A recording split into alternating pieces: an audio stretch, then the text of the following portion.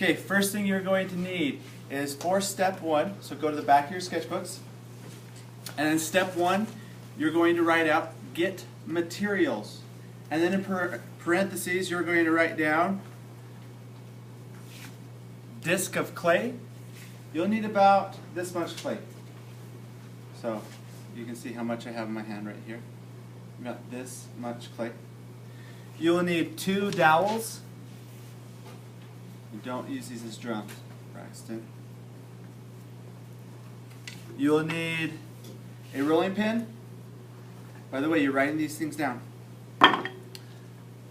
You'll need a clay knife.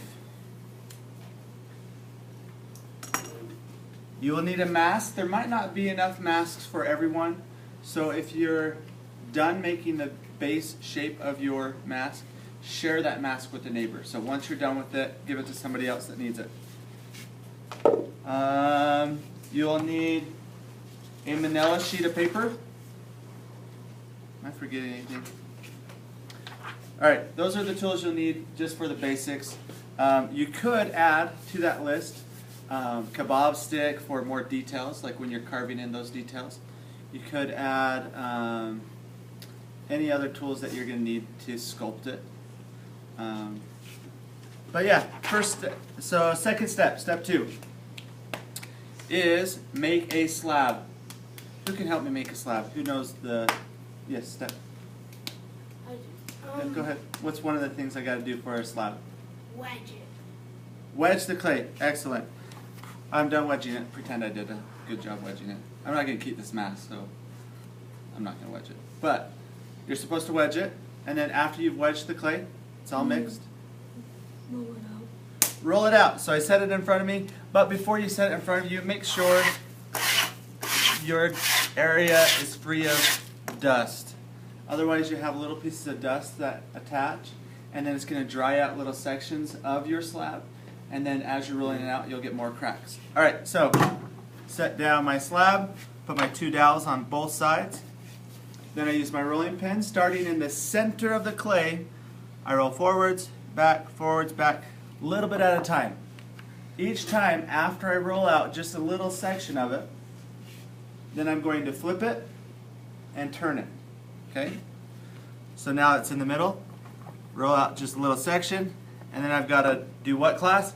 Flip it and turn it. Turn it. Wow, you did an excellent job. Everybody else, sorry. Alright, so I start in the center, roll forward, roll backwards, and then what do I got to do, class? Flip it and turn it. Much better. Alright, start in the center, roll forwards, roll backwards. Remember, I'm just doing a little bit at a time, and then what do I got to do? Flip it and turn it. Excellent, you guys are getting better at that. Alright, once I have the width that I want, so I want my mask to start the forehead and at the nose. Then I'm just going to flip it, roll it out, flip it, roll it out, flip it, roll it out. That way it just continues growing lengthwise. So I start center, go forward and back. So now I'm not going to turn it, but I'm just going to flip it. Start in the center, go forward, go backwards. Now some of you are going to have clay that starts to dry out and creates cracks. What should you do once it starts creating some cracks?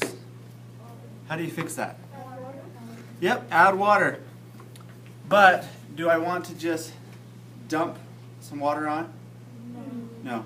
Get a damp sponge, wring out most of the moisture, go over it just once, and then with a rib, Jordan, will you get me a rib, a bowl, and a sponge? Add that to your list. I forgot to add that to the materials. To your list, add rib. Doesn't have to be a rib, but preferably a rib. Just check them all. Bowl and sponge. Rib, bowl, and sponge. Alright, while she's looking for that, I'm going to go over the next part of making this mask. Alright, so on your list you should have make a slab, right? Once you have a slab the size that you want, and it's okay if it's a little bit bigger than you want, then you're going to lay a manila sheet of paper on top of your mask. I would squish in that manila sheet of paper. Awesome, thank you, Jordan. So I squish on that paper really well so it kind of forms where the eyes are, where the nose is, the forehead, everything. So it's squished down really well.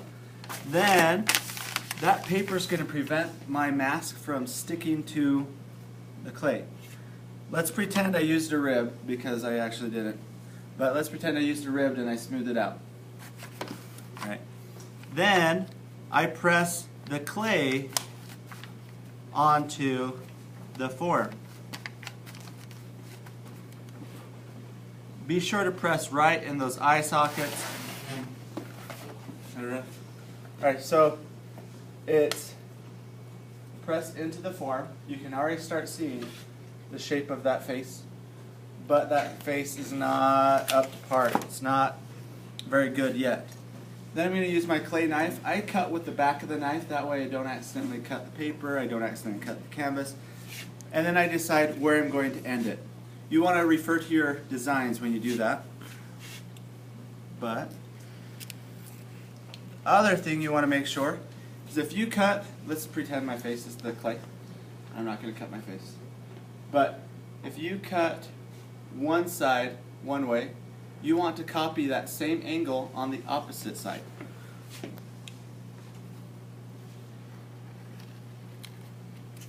Another little tip, if you're unsure about exactly how you're going to do your mask, lightly trace it before you start cutting it. I know where I want mine to be, so I'm not going to trace it. Partially because I've done this already a few times. Right. Then this takes off the outer edge. What do I do with this clay? Just recycle it? No. What do I got to do with it first? So to make use of it. Put it in the excess bucket. Not in the excess bucket. Instead, I smash it up. This is good clay. So I'll smash it up. I'll wedge it. And now I can use this for other parts of the facial features. I can use this for, if I'm done with it, since it's still moist and still good clay, I can put it back over there so that another student can use it. Okay? But if it was too dry to handle, it just cracks, it's brittle, you can not wedge very well, then put it in the excess clay bucket. Alright, so here I have the basic shape of my mask. Now what I want to do is smooth out any cracks. After I smooth out any cracks, I'm going to add a little bit of clay for the eyebrow. So go ahead and fill on your face, as long as your hands are fairly clean. Fill on your face like how your eyes go in, your eyebrows come out. Good, I'm glad you're actually feeling it. Yeah. Now, because of that ridge for your eyebrows, I'm going to add a coiled clay to create that ridge. Alright? That's a little fat. And it depends on the mask you're doing. But I add that little piece of clay. Now, you don't necessarily have to slip, score, press, compress, but I do want you to, if your clay is not, if you put this on the next day, you'll have to slip, score, press, compress. But I compress the inside, press the outside of this, and you just kind of press it down.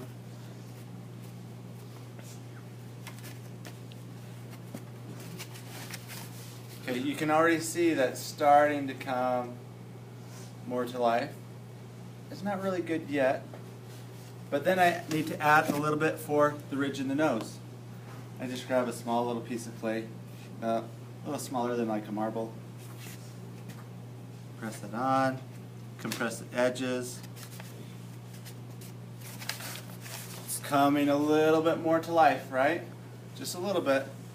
Now fill your face. What's underneath your eyes? Fill your faces, not your neighbor's face. Fill your faces. What's underneath your eyes? What do you feel there? What is it?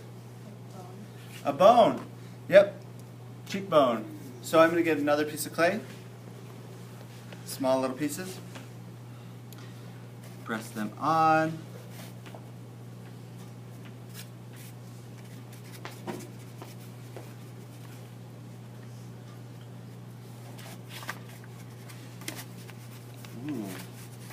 sure to compress all the edges.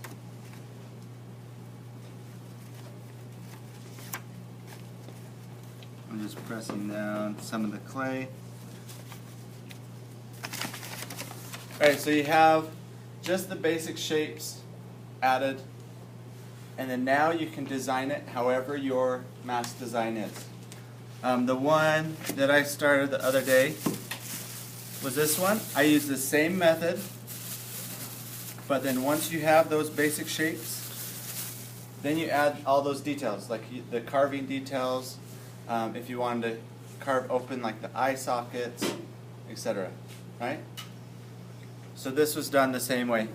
Now, one thing you want to keep in mind when you're doing this is if the clay gets really thin in some areas because you've pressed it down so hard, just add a little bit more clay in those areas.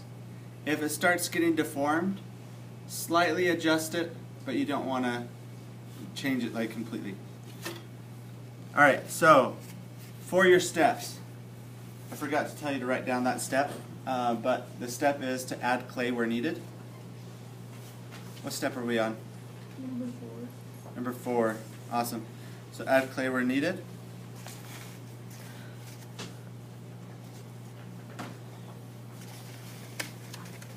Let's say it was the end of class.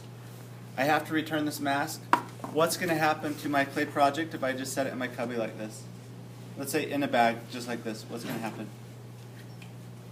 It's gonna collapse. It's going to collapse. And then you're going to cry when you come back. So to prevent crying, just get crumpled up a few pieces of paper. I'll just do 2 pieces. Then I'm going to set those pieces underneath the mask. You want to be really careful not to damage your mask. As it opens and shuts, it's going to want to crack, break. And then once I know that that's a good amount of paper, it's nice and sturdy, then I'm good to go. The other thing is, if these masks run out, then one thing you can do, if they're all run out, is just use a bowl and just imagine that shape. In fact, you could even add, okay, so right in the center, you can add a little piece of paper or maybe a paper towel. That would probably be the right size. Right towards the center on top of the bowl. And then maybe something for the roundest shape right here.